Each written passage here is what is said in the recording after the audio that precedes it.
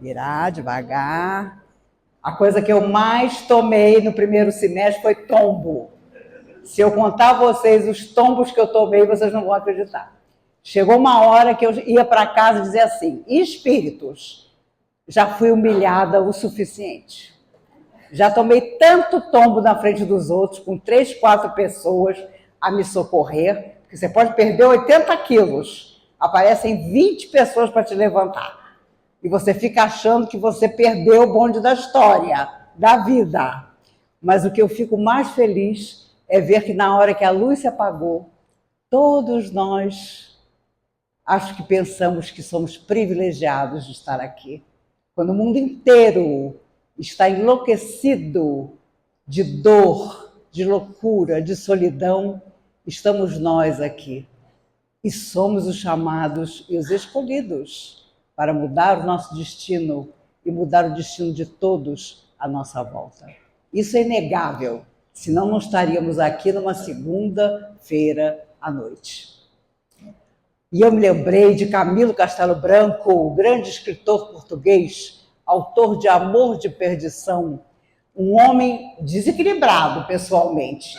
Ele namorava mulheres casadas, foi preso 2 vezes. Hoje já tem muito tempo que ele está desencarnado, a gente nem lembra disso, mas eu estou lembrando, porque ele escreveu, através de Ivone Pereira, um clássico, Memórias do Suicida.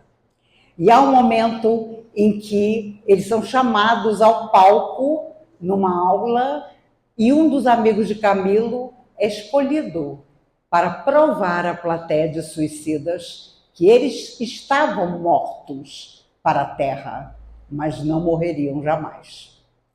E é extraordinário o momento em que, depois de servir de modelo, esse amigo de Camilo volta para a plateia e diz: meus amigos, eu nada sei, só sei que sou imortal. Já imaginaram o que é você ser um suicida e descobrir que você estraçalhou seu corpo físico, mas o seu espírito permanece vivo? Que de nada adiantou o que fez, porque retornará para novamente estar cumprindo a dívida, dessa vez iluminando o destino. Nenhum de nós, aqui encarnados, precisa viver essa experiência tão difícil, porque nós sabemos que somos imortais. Mas viver como quem acredita nisso ainda é o nosso grande desafio. Quando morre alguém, nos inconformamos. Como que fulano morreu? E eu digo a vocês, por experiência própria, sou a primeira. Eu tenho uma lista de pessoas que podiam morrer e não iam fazer falta nenhuma. Mas Deus nunca levou ninguém da minha lista. Só leva os amigos maravilhosos, aqueles que não davam trabalho para ninguém, aqueles que eram bons filhos, que eram bons pais. Impressionante.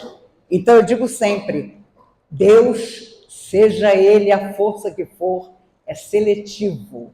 Ele não leva para o lado de lá quem vai dar trabalho.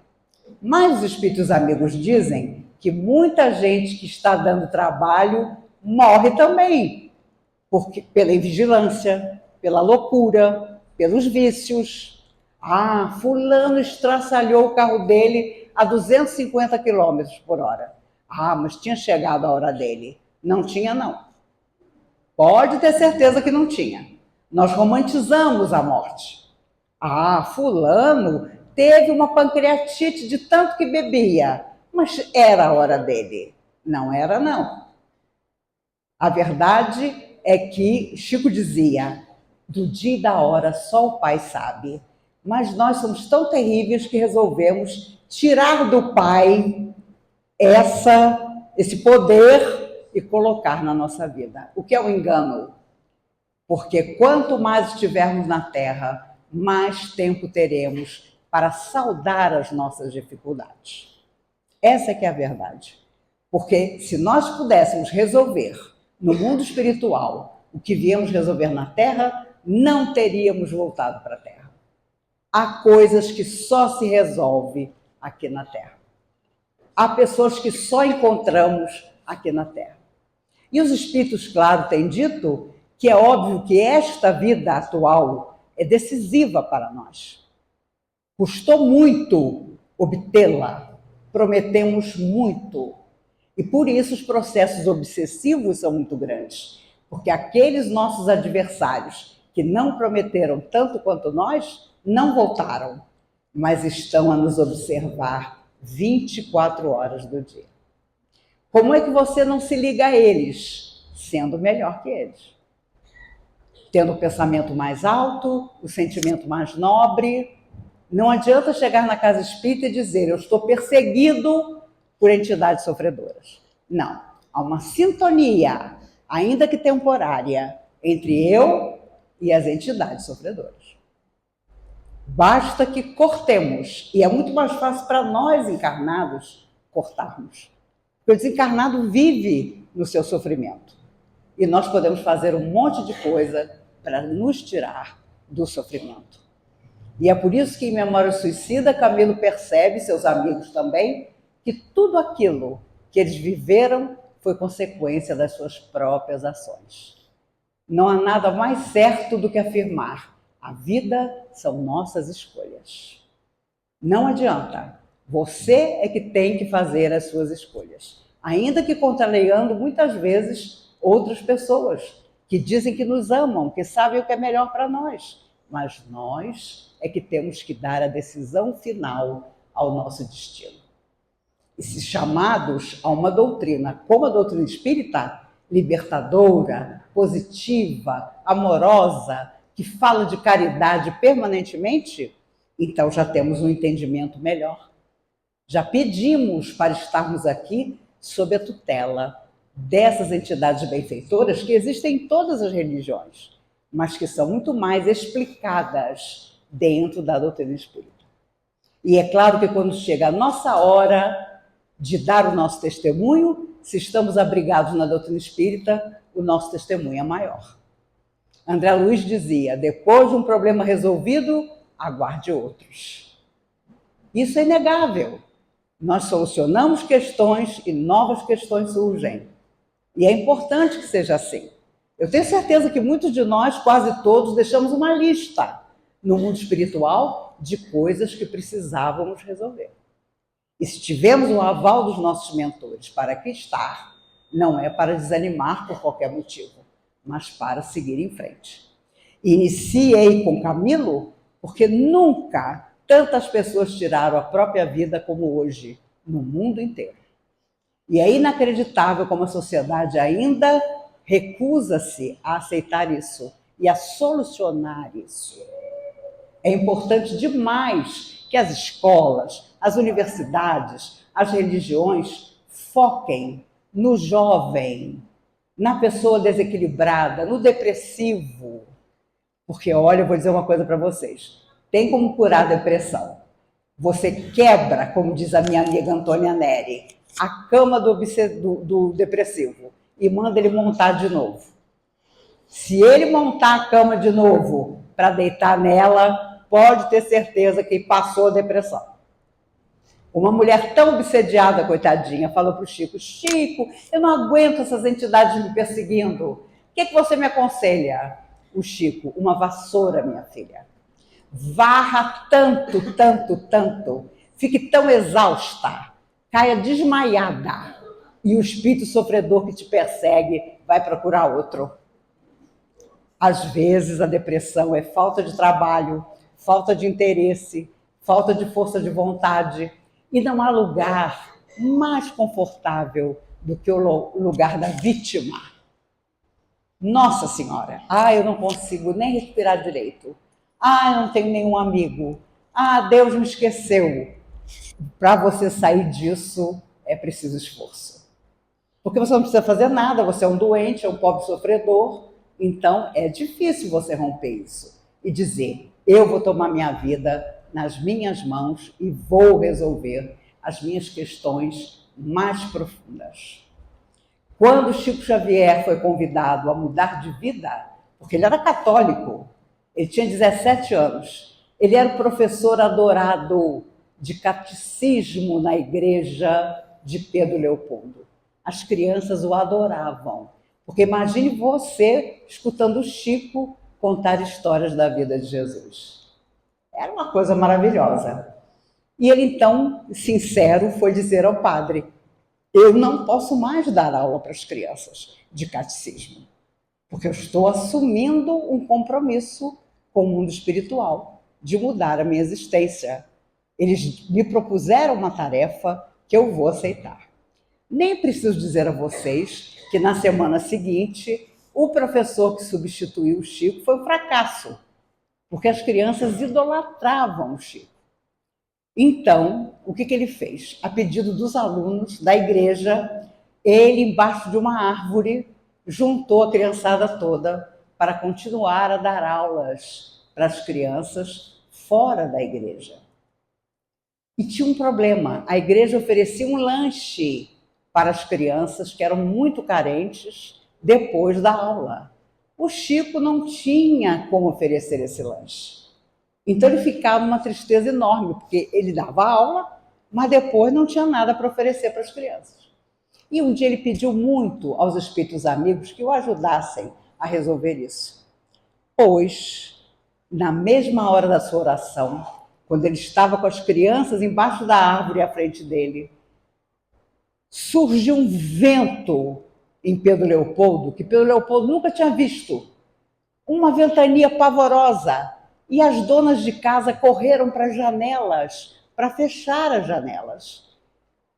Quando elas começaram a fechar as janelas, elas viram o Chico embaixo da árvore com as crianças. Chico, o que você está fazendo com essas crianças aí embaixo?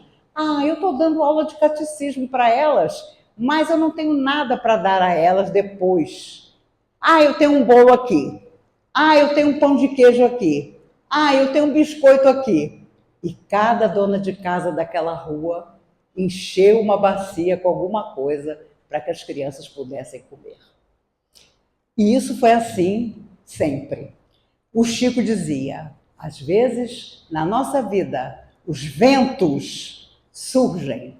Nós achamos que é a destruição, mas é a transformação. Precisamos acreditar nisso, escutar o barulho do vento, que não vem para destruir, mas para transformar. Ivan, me alcança a Belinha? Obrigada. A minha bengala se chama Belinha porque foi a tia mais velha do meu pai a morrer, 99 anos.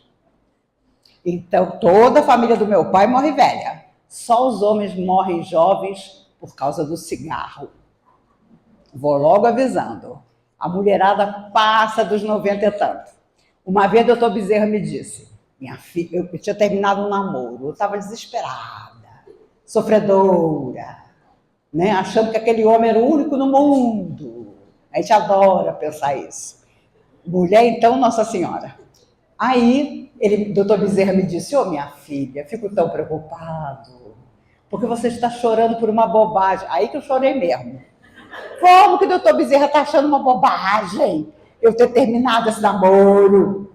Aí ele veio e disse assim: eu fico preocupado, porque a sua vida na Terra é muito longa. E é por isso que eu acho que o diabetes vai ser curado. Porque ele não contava que eu teria diabetes. Então, vida muito longa, diabético não tem. Mas eu vou entrar em negociação. Ano passado eu morri, como diz Belchior, mas esse ano eu não morro.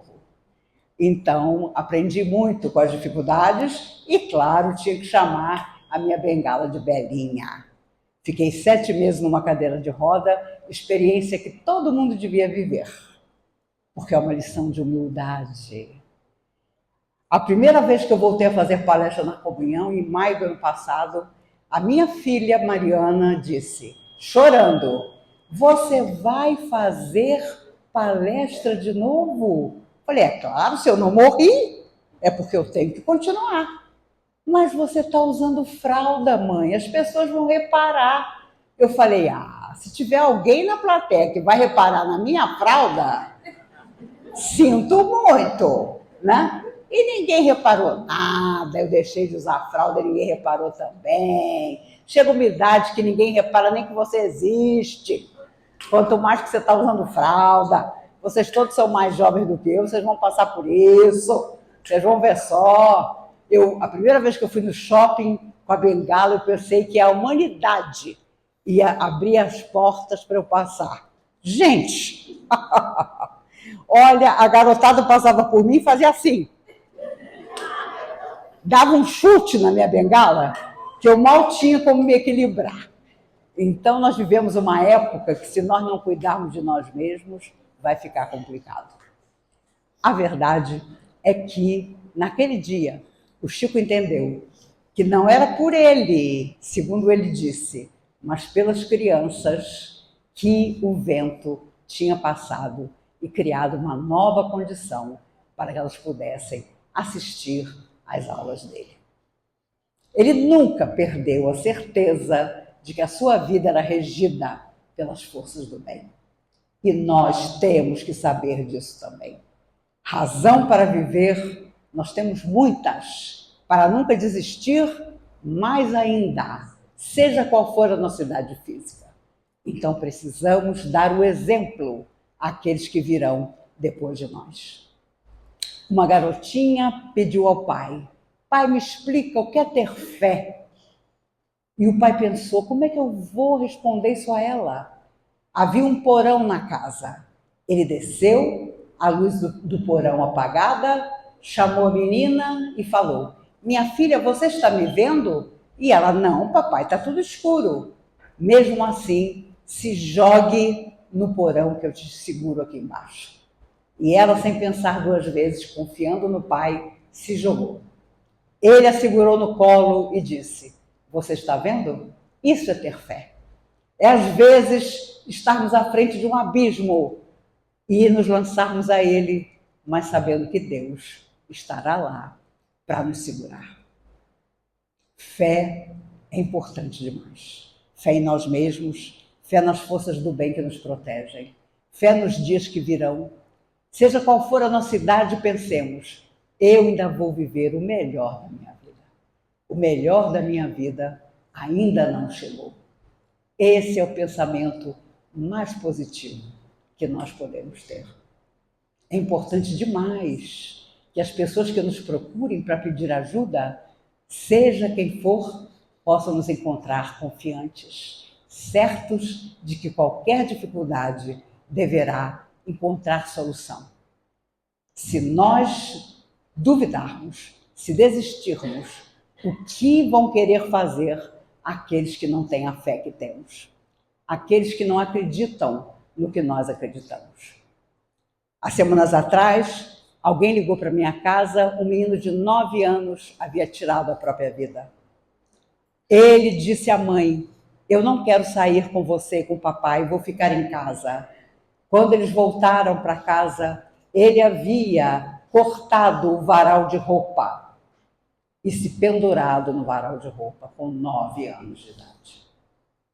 Não duvidem que crianças têm tirado a própria vida. E se, ao olharem para nós, eles não sentirem confiança no futuro, eles acharão que estão certos para desanimar. E é isso que nós não podemos permitir que aconteça. Imagine os nossos mentores espirituais que permitiram a nossa volta, que confiaram em nós, vendo que desanimamos. E quantos adversários de ontem nos apontam: olha lá, você deixou ele ir para a terra, olha lá o que ele está aprontando. Não podemos permitir. Embora todas as lutas, todas as perdas, todos os silêncios da nossa existência, vamos continuar acreditando. Fé é fundamental. Amar é o que cobre, como disse Jesus, a multidão de pecados. Madre Teresa de Calcutá dizia: não há força maior no mundo do que o amor. E ela sabia o que estava falando. Perto de morrer, um jornalista perguntou a ela: Madre, qual é o seu Deus? Meu filho, o amor. Qual é aquilo que move a sua existência? O outro, meu filho. O outro move a minha existência. Hoje, depois de 3 anos de pandemia, nós perdemos o olhar para o outro. Temos que reconquistar esse olhar. Temos que refazer esse olhar. E vamos começar pela nossa família. Por aquela tia que no Natal todo mundo evita. Nem a maionese dela a gente come.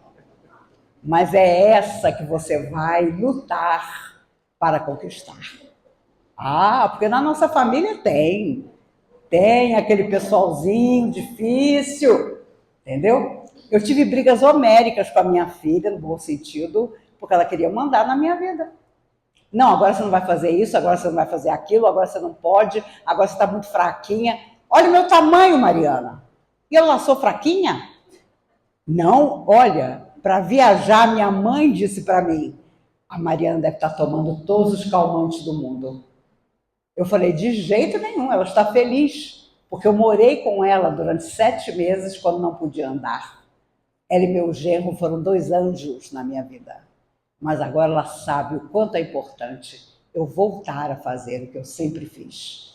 Esse ano faz 50 anos que eu fiz minha primeira palestra, com 16 anos. E eu fiquei tão feliz de poder começar a comemorar intimamente com vocês.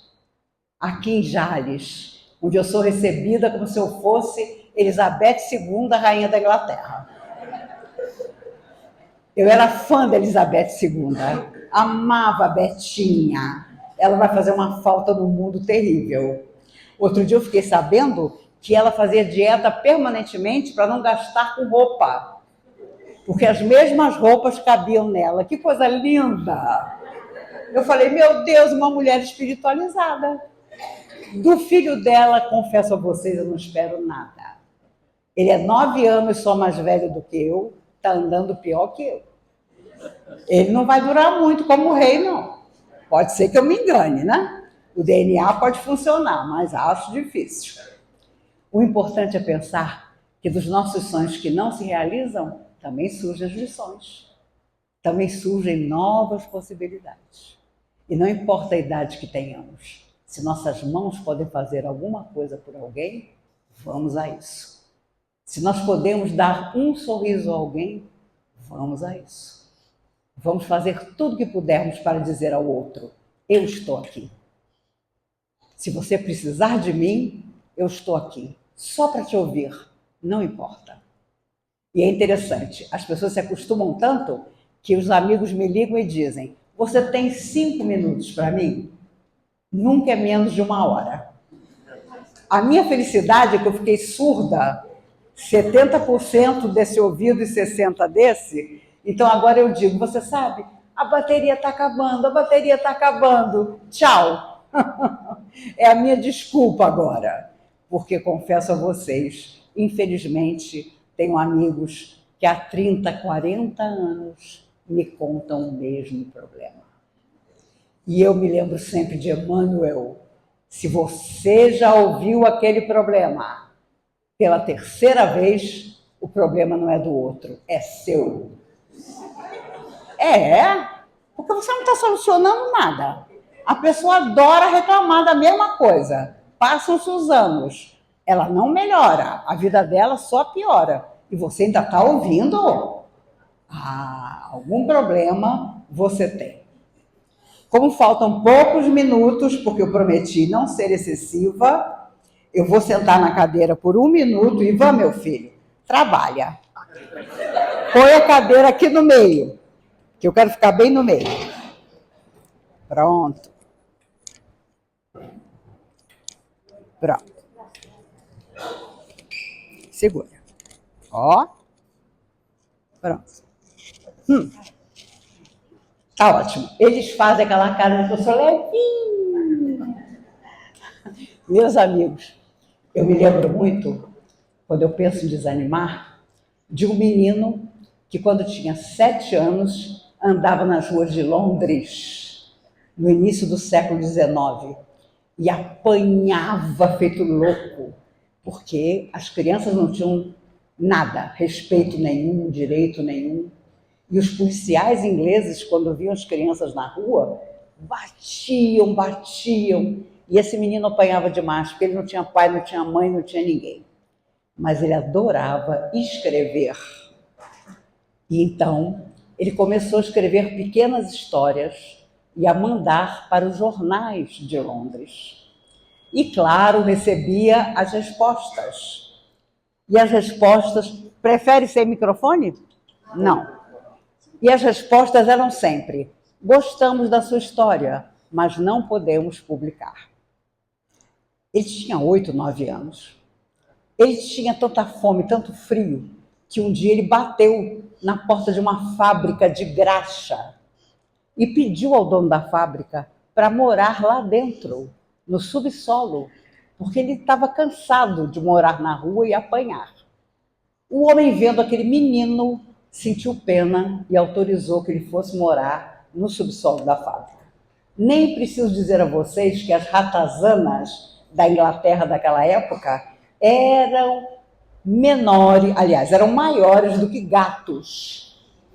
E ele dividia o subsolo com as ratazanas enormes. Mas não tinha jeito. Ele comia o que alguém jogava no chão. E só um sonho ele nunca deixava: escrever. E todo ano ele escrevia, mandava para os jornais os seus escritos e era recusado. Até que um dia ele teve um sonho, perto do Natal. Sonhou com 3 espíritos: o passado, o presente e o futuro. E era uma história tão nítida que, quando ele acordou, pegou um pedaço de carvão, colocou no papel e enviou para o principal jornal inglês. Para sua surpresa, ele recebeu a resposta: como é época de Natal e a sua história se passa no Natal, vamos publicar a sua história. Ele tinha 19 anos então. E, se você escrever mais, nos mande. Era Charles Dickens, o maior escritor de histórias infantis de todo o mundo. Ele nunca desistiu. Passou fome, passou sede, apanhou, mas o seu sonho era escrever. E encantou gerações com as suas histórias. Quando nós estivermos muito para baixo, vamos lembrar de Dickens. Ele tinha tudo para fugir da vida, mas ele queria viver para provar a si mesmo que o que ele escrevia tinha valor.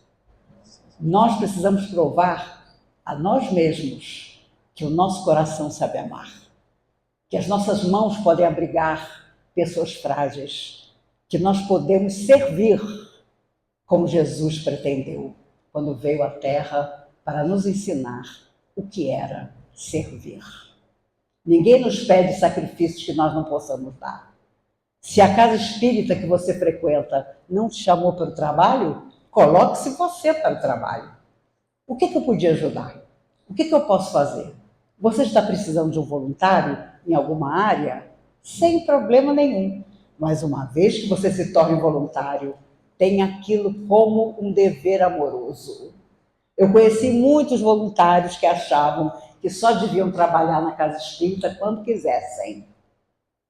Quando nós entramos na casa espírita pela primeira vez, o mundo espiritual anota os nossos dados e nos acompanha para sempre, mesmo que nunca mais nós voltemos à casa espírita. Mas se tivermos coração amoroso, nós vamos voltar. Vamos assistir as palestras, vamos fazer tudo o que é possível para simplesmente mudar. Eu estava contando aos meus amigos que outro dia, para ser agradável a mim, uma moça passou com a filha de 10 anos e disse assim: quem é essa? Quem é essa moça? A menina fechou a cara e falou: é aquela mulher que usa um óculos vermelho e que você não para de assistir. Ela ficou quase morta de vergonha. Aí eu não tive dúvida, para aliviar a mulher, eu falei assim para a menina: mas como você fala bem! Daqui a 10 anos, eu vou estar com 75 anos, provavelmente não vai dar mais para fazer palestra, você vai me substituir. A menina fez uma cara desse tamanho. Meu Deus, eu vou ser a mulher chata do óculos vermelho no futuro.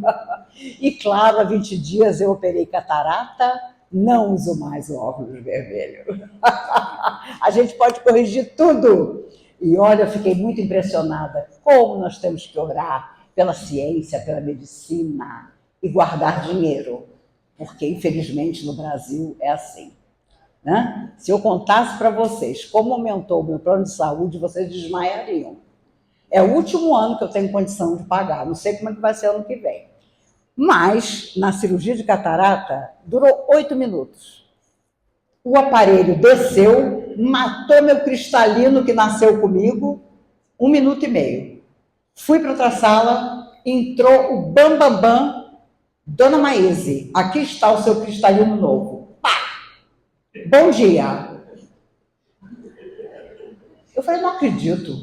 Aí eu senti uma mão no meu ombro. Dona Maíse, doutor Ednei. Doutor Ednei, eu tive glaucoma no passado, ele botou aqui no meu olho, eu acordada, um chip chinês. Eu devo muito aos chineses. Coronavac, esse chip. Mas olha só, isso foi setembro do ano passado. Esse ano, o chip já era.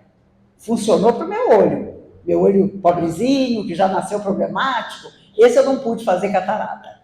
Fiz desse, que é o 100%. O doutor Ednei durou 1 minuto. Ele colocou um stent. Agora não tem stent só para o coração, não. Eles põem um stent atrás do seu olho. Eu não senti nada. Dona Maíse, o stent está colocado. Pode ir para casa. Eu falei, eu não acredito. 8 minutos. Fui para casa, chorando. E olha que eu não choro nem em velório de amigo. Mas por quê? Porque isso deveria ser direito de todo ser humano. Eu juntei dinheiro 1 ano para poder fazer essa cirurgia. E as pessoas ainda não querem se vacinar, ainda debocham da medicina, da ciência, de tudo que ela pode nos oferecer. A minha geração não, mas as gerações que vierem depois da minha, ninguém vai ter diabetes, ninguém vai ter colesterol, ninguém vai ter triglicerídeo, porque a medicina vai nos fazer viver mais tempo, que é o que nós precisamos. Viver no corpo físico mais tempo, para solucionar mais coisas. Então nós temos que orar pelos laboratórios, pelos homens sérios que dão a vida, né? Eu me lembro de Albert Sabin, todo dia ele comia uma banana. E quando ele vinha para o Brasil, com a mulher dele brasileira, ele adorava, porque aqui as bananas são deliciosas. Então ele comia uma banana por dia. E um dia perguntaram por quê. E ele, muito sério, disse, para homenagear todos os macaquinhos filhotes que eu sacrifiquei até descobrir a vacina Sabin. Já imaginaram quantos para que hoje todas as crianças fossem beneficiadas? Hoje sempre. Agora não vai ter mais a gotinha, vai ser injeção. Mas não existiria injeção se não fosse a gotinha que ele descobriu. Gente, burrice não. A gente pode ser qualquer coisa, ter qualquer defeito. Burrice não. E burrice herdada é pior ainda. A minha amiga disse que isso aí faz mal. O dia mais feliz da minha pandemia foi quando me disseram, você tomou Coronavac? Falei, tomei, foi a primeira vacina que apareceu. Eu tenho que te contar uma coisa. Depois de 2 anos, ela muda o seu DNA. Ela vira o seu DNA. Eu falei, Deus permita. Adeus diabetes, adeus insuficiência renal, adeus pressão alta. E até hoje eu estou sonhando, porque infelizmente o Coronavac não mudou o meu DNA, mas me deixou viva. E hoje, juro para vocês, quando eu digo que nunca tive Covid, as amigas invejosas, você teve e não percebeu. Nossa Senhora, impressionante. Hoje você tem que disputar para dizer, mas eu não tive, a minha mãe não teve, a minha filha não teve, a minha irmã não teve. Impossível! Impossível! Você com certeza teve e nem prestou atenção. Falei, minha filha, com os problemas que eu tenho, se eu tivesse tido Covid, eu já entrava na UTI. Como que eu não ia descobrir que eu não estava com Covid? Olha, os espíritos devem rir muito de nós, porque eles estão fora do corpo há muito tempo e doidos para voltar, doidos para retomar o corpo de carne e poder viver na Terra como nós estamos vivendo. Por isso, aproveitemos cada minuto, que façamos uma grande lista das razões que nós temos para viver, ser felizes e fazer os outros felizes. Porque sem fazer os outros felizes, a felicidade seca, desaparece. Eu quero agradecer demais um monte de gente educada que disse que me assiste no YouTube. Eu vou chegar lá e vou dizer para o meu amigo Fernando: Fernando, toda segunda-feira nós estamos aqui em casa gravando e eu encontrei um pessoal que nos acompanha. O Fernando é daqueles que olha, verifica se eu estou repetindo muito a mesma roupa e por aí vai. Mas segunda-feira é sagrado. 2 horas da tarde ele chega e gravamos. Ou Minutos com Maíse, eu gravo para 3 meses, vocês veem que eu estou sempre com a mesma roupa. Às vezes eu troco o colar.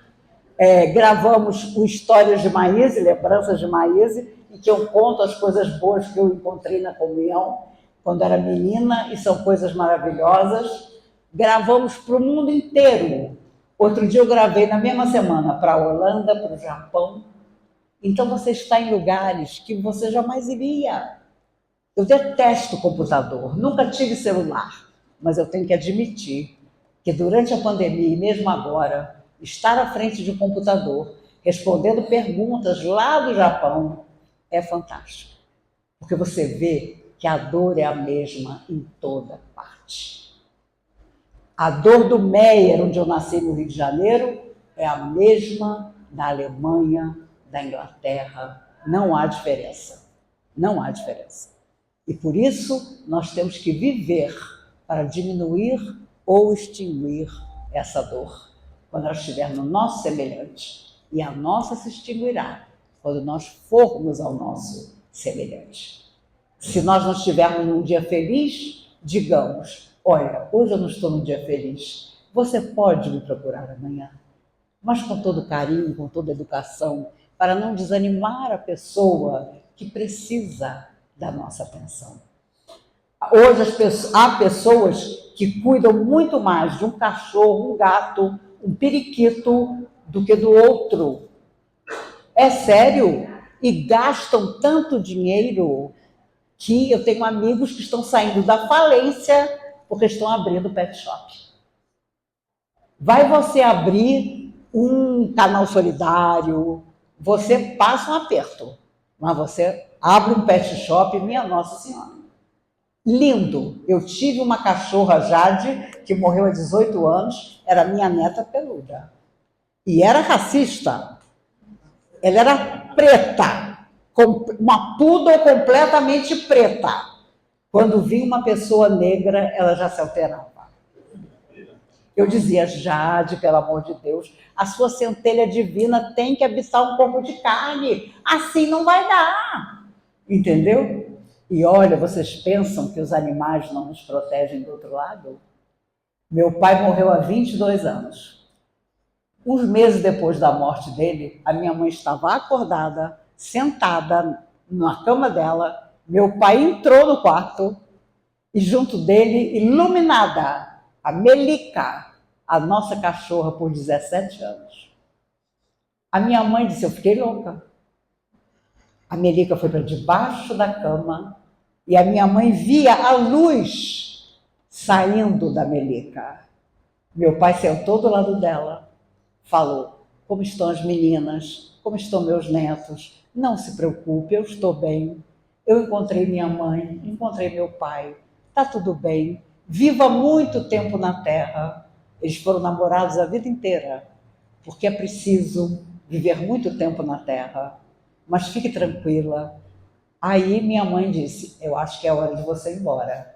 Ele disse: eu vou embora. Vem, Melica. A Melica saiu debaixo da cama, foi iluminando o caminho e meu pai acompanhando ela.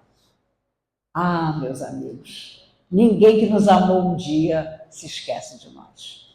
Quem nos detestou também não esquece. Então vamos amar muito amar até doer, como dizia Madre Teresa de Calcutá. Vamos nos conectar mentalmente, orar as forças do amor e da luz que estejam conosco. Senhor, seja o que for que me aconteça esse dia, que você esteja comigo. Todo dia, quando eu sento na minha cama, porque vocês sabem, idoso não pode levantar muito rápido, porque dá logo uma tonteira. Então você senta, você espera, né? Como diz o cantor Eduardo Dussek, se não doer nada é porque você está morto. Aí, quando eu estou sentadinha, eu digo sempre, Senhor, me aponte caminhos, porque os caminhos de Jesus são sempre os nossos caminhos. Se algo eu podia desejar a todos nós, é que os nossos caminhos sejam os caminhos que tragam, nem que seja daqui a 200 anos, um terceiro milênio de luz e de paz, onde nenhum de nós vá dormir sabendo que existe uma guerra no mundo em paz. Porque eu não sei como a gente consegue dormir sabendo que os países estão em luta, que as pessoas deixam os outros morrerem à míngua de fome, de frio. Um dia nós não vamos mais conseguir dormir sem saber que todos estão bem. E eu agradeço demais o carinho com que eu fui aqui recebido. Bem que os espíritos me disseram que eu devia começar por Jales, para depois ir ao Rio Grande do Norte, ao Rio de Janeiro, a Goiânia, ao Maranhão. Vou encontrar Raul Teixeira no Maranhão no mês de agosto. Ele não pode mais fazer palestra por causa do derrame que ele teve. Então, coitado da plateia, eu vou fazer a palestra e ele vai autografar os livros dele. Porque depois que a pessoa para de fazer palestra, ninguém mais compra os livros dele.